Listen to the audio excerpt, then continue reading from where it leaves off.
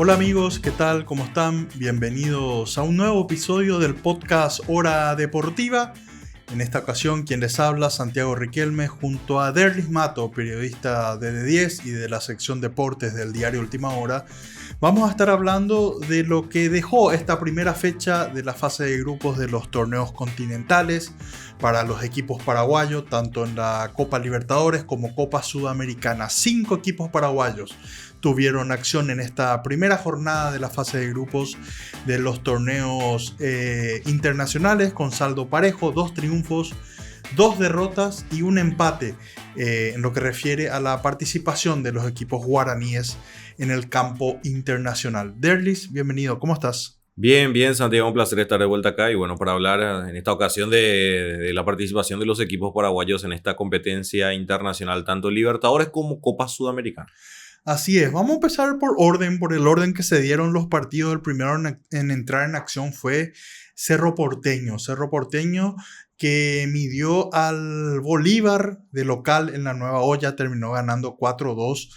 Un partido atípico de Early porque el primer tiempo, si bien Cerro empezó bien, luego Bolívar se puso en ventaja y manejó por muchos minutos, por un largo lapso de tiempo, manejó el partido, la pelota, tuvo situaciones y Cerro como que no se encontró, llega a ese gol al final del primer tiempo y ahí se despierta Cerro a partir del segundo tiempo. Sin duda, fue un primer tiempo, como decís, muy atípico para Cerro Porteño. Cerro no encontraba su juego. En contrapartida, el equipo de Bolívar sí empezaba a triangular, a hacer muy buenas conexiones en ataque. Ese 1-0 golazo por parte de Ramiro Vaca para el 1-0 parcial del equipo de Bolívar, como que despertó a Cerro Porteño y también impacientó un poquito al público de Cerro Porteño, que empezaba ya con los murmullos, muy enojada la gente de Cerro, porque Cerro ni siquiera podía hacer de 2 a 3 toques seguidos. Era un primer tiempo realmente muy, pero muy malo para Cerro Porteño, hasta que llegó ese gol clave antes del final del primer tiempo por parte de Jonathan Torres.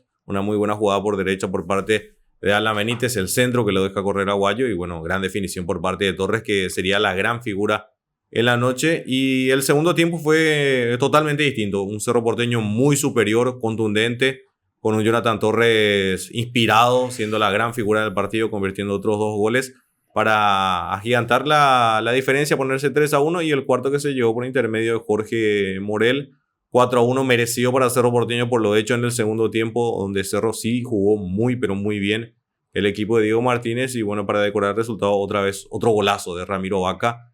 Dentro de todo, sacando un contexto de lo que fue el partido de Cerro Porteño, mal primer tiempo, buenísimo el segundo. Y lo importante es que se dejó la victoria en casa, que es la 5ª victoria de manera consecutiva de Cerro Porteño en esta Copa Libertadores, atendiendo la fase 2 y la fase 3, donde el Ciclón había ganado todos sus partidos. Así que importante arrancar bien con el pie derecho para el equipo de Diego Martínez. Coincido, ese gol de Torres al final del primer tiempo fue sumamente clave para Cerro, porque realmente, por más de que Cerro empezó bien, digo empezó bien porque tuvo una situación clara de Carrizo al comienzo, Bolívar muy mal parado en el fondo, Cerro empezó bien, luego se quedó, llega el golazo de Bolívar y a partir de ahí Bolívar maneja el partido. Yo decía, mirando el partido en vivo, parece el Manchester City, el Bolívar, porque empezaba a tocar Cerro totalmente desconocido y encuentra un gol de la nada, digamos, un remate media distancia de Torres.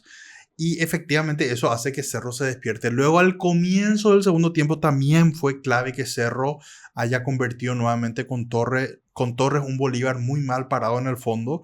Y a partir de ahí con ese 2-1 ya uno suponía que iba a ser un trámite para Cerro y efectivamente fue así. Cerro ya por camiseta historia tenía que ganarle al Bolívar, más jugando de local. Si bien estaba ese fantasma dando vuelta del 4-0 hace un par de años del equipo boliviano en una de las peores derrotas de Cerro en toda la historia de la Copa Libertadores, Cerro supo reponerse y termina ganando un partido clave ante un rival directo. Insisto, yo creo que con Bolívar va a pelear Cerro ese segundo puesto, porque yo creo que Palmeiras va a ser el cómodo puntero de este grupo de Cerro Porteño. Pero hay que ver lo que pasa con Cerro. Yo digo, ojalá no sea un triunfo engañoso, porque Cerro hasta ahora jugó con Monagas, Melgar y Bolívar, un equipo venezolano, peruano y boliviano.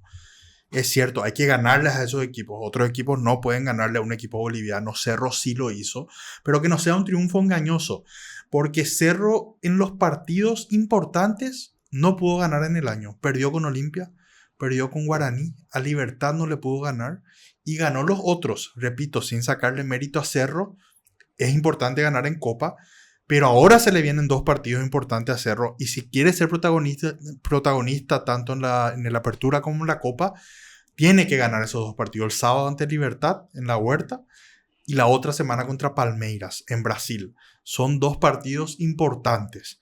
Entonces, pero repito, bien por Cerro, tiene muchísimas cosas por mejorar, pero es mucho más fácil mejorar esas cosas con triunfos, ganando en una semana con sonrisas, alegres, que en un ambiente caldeado de derrotas. Así que Cerro yo creo que ya superó esa mini crisis de la que hablamos en episodios pasados en el podcast.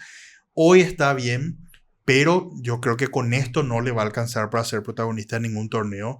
Tiene que mejorar mucho. Es cierto que tuvo muchas lesiones, jugadores importantísimos, Da Costa, Cecilio, Iturbe, jugadores claves que se lesionaron, Matías Pérez, pero Cerro está ganando, que es lo importante, y lo que decía Derly, 5 partidos en Copa, 16 goles a favor, 5 victorias, números que hacen ilusionar en parte a la afición, pero con mesura, aún falta paso a paso, y Cerro está, yo creo que perfilándose para los octavos de final, porque repito, le ganó a un rival directo como el Bolívar, faltan 5 partidos en fase de grupos, pero sin duda alguna que dio un gran paso. Derly, el segundo partido, Libertad, ganó 1-0 en Lima ante la Alianza Lima, otra gran victoria de un equipo paraguayo y empezó bien con el pie derecho el equipo de Sergio Aquino. Sí, no es cualquier Alianza Lima, no es el mismo Alianza Lima que se venía dando años anteriores, que no ganaba por Copa Libertadores de América.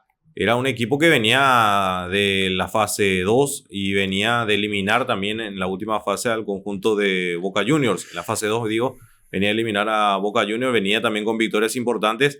El equipo que dirige un conocido, Néstor Pipo Gorosito, perdón, que también es un estratega que conoce lo que es jugar Copa Libertadores de América. La victoria clave de Libertad, pese a que puso en riesgo por momentos el triunfo atendiendo la expulsión de Huguito Martínez, una inocentada de Huguito que terminó complicando la recta final del partido. Pero lo importante es el triunfo del equipo de Libertad de visitante para arrancar con 3 puntos la Copa Libertadores de América. Sí, a mí me gustó muchísimo el partido de Libertad, sobre todo ese primer tiempo. En el segundo, igual, a pesar de esa expulsión que decía Derlis de Hugo Martínez en una inocentada, el jugador peruano lo hace reaccionar, cae en esa provocación y termina siendo expulsado correctamente por el árbitro Roldán, el colombiano. Libertad hizo un gran partido, se plantó bien, franco arriba con Aguilar que respondió, corrió muchísimo y un triunfo importante ante una Alianza Lima. Es cierto, Alianza Lima uno de los grandes de Perú, pero no es, me parece, el equipo. Es cierto, hay que darle mérito porque le eliminó a Boca Juniors, por ejemplo, en la misma Bombonera. Pero ya ante Nacional, en esa fase 1, yo vi como que un equipo, no te digo flojo, pero que está ahí. Es cierto, con Gorosito, pero igual hay que ganarle a Alianza Lima de esos rivales incómodos en Copa. Libertad lo hizo. Esperemos que no pase lo que pasó hace un par de temporadas, donde Libertad también se va a ganar la Alianza Lima en Perú y después termina perdiendo en el Defensores del Chaco ante Alianza Lima. Así que Libertad, yo creo que si hace las cosas bien de local, tranquilamente puede pasar en esta fase de grupos de Copa Libertadores. Y vayamos ahora al último partido de Libertadores que se jugó un día después y que tuvo como protagonista a Olimpia Derlis. Impensado, sorpresivo. En los papeles previos yo creo que si nos preguntábamos quién es favorito, todos decíamos que era Olimpia y termina cayendo ante el San Antonio Bulo Bulo 3-2. ¿Cómo viste ese partido, Derlis? Y la verdad, como decís, uno no esperaba que Olimpia pierda ese partido, por más de que el compromiso era en condición de visitante en Cochabamba ante un equipo debutante en Copa Libertadores de América, con la historia que tiene Olimpia, con la chapa de campeón que venía para este compromiso. La verdad que por lo menos, bueno, si era un empate, de todas maneras se iba a estar hablando de un mal resultado, porque claramente Olimpia era el favorito para este compromiso. Repito, pese a jugar de visitante. Y la verdad que sorprendió de que Olimpia haya caído ante este equipo que jugaba su primer partido en Copa Libertadores de América, el San Antonio Bulo Bulo, que le terminó ganando ya sobre la hora con un penal inocente cometido por Junior Barreto en la última jugada del partido que terminó generando esta derrota para Olimpia que acrecenta un poquito la crisis que viene atravesando Olimpia. Son ya 4 partidos que Olimpia no puede ganar en las últimas fechas contando el torneo local y este debut en Copa Libertadores de América. Vamos a ver cómo se repone esto Olimpia. No tiene margen de error. Olimpia se tiene que reponer como sea. Y bueno, después le quedan también Vélez de local y Peñarol. Rivales también de muchos pergaminos muy duros. Campeones continentales también como Olimpia. Y este mal arranque complica un poquito el andar del equipo franjeado. Totalmente, creo que fue una de las peores derrotas de Olimpia en la historia de la Copa Libertadores. No por el resultado abultado, digamos, ni mucho menos, pero por perder ante un limitadísimo equipo boliviano. Me parece que Olimpia quedó en deuda con su afición. Va a ser una mancha negra en la historia del Club Olimpia esta derrota ante San Antonio Bulo Bulo. Con todo el respeto que se merece este equipo, no te podés ir a perder con San Antonio Bulo Bulo, un equipo boliviano debutante en Copa Libertadores que tiene años de existencia ante un Olimpia. Olimpia fue el primer equipo que llegó a una final de Copa Libertadores con Peñarol en el 60, años siguiente mete semifinales. Tiene 7 finales disputadas, 3 Libertadores ganadas. El único equipo del continente que llegó a una final en cada década desde que se disputa la Copa Libertadores de América. Y un equipo con esa historia, con esos pergaminos, no se puede ir a perder su prestigio ante un San Antonio Bulo Bulo. Un debutante es una vergüenza absoluta. Yo creo que es un papelón histórico del Club Olimpia y hay que ver qué pasa a partir de ahora. Decía Derlis, 4 partidos sin poder ganar, 3 del campeonato, 1 en el campo internacional.